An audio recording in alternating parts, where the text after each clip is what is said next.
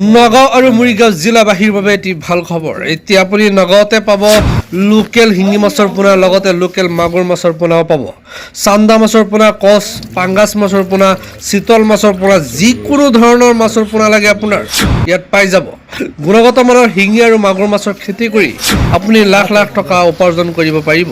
স্বাদ, পৰিপুষ্টি, বজাৰ দৰ চাহিদা আৰু গ্ৰহণযোগ্যতাৰ দিশৰ পৰা মাগুৰ আৰু শিঙি মাছ তুলনাবিহীন। অসমৰ জনসাধাৰণৰ অতিকৈ প্ৰিয় এই মাছ দুবিধ। আপোনাৰ যদি 1 বিঘা মাটিৰ পুখুৰী আছে, 1 বিঘা পুখুৰীত আপুনি 10 কুইণ্টেলৰ ওপৰত শিঙি মাছ উৎপাদন কৰিব পাৰিব। 10 কুইণ্টেল শিঙি মাছৰ দাম 5 লক্ষাধিক টকা। অনুগ্ৰহ কৰি ভিডিঅ'টো শ্বেয়াৰ কৰি ৰাখিব।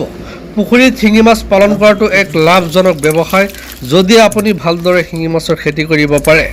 শিঙি মাছৰ খেতিৰ লাভ বেলেগ মাছতকৈ অধিক। ইংৰাজীত ইয়াক ষ্টিঙিং কেটফিছ নামেৰে জনা যায়। শৰীৰত বাকলি নাই যদিও মুখত গোফ আছে, খাবলৈ সুস্বাদু। বজাৰত যথেষ্ট চাহিদা আছে, সেয়ে এই মাছ পালন কৰি অধিক লাভ অৰ্জন কৰিব পাৰি। কৃষি পদ্ধতি সহজ, ইয়াক যিকোনো ধৰণৰ জলাশয়ত পালন কৰিব পাৰি।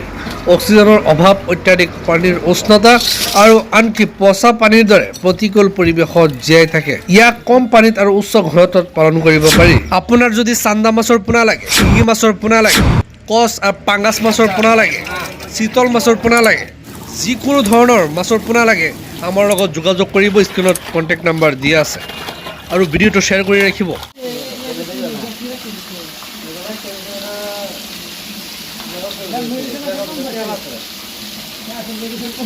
না ৰে বেটা তেল আছে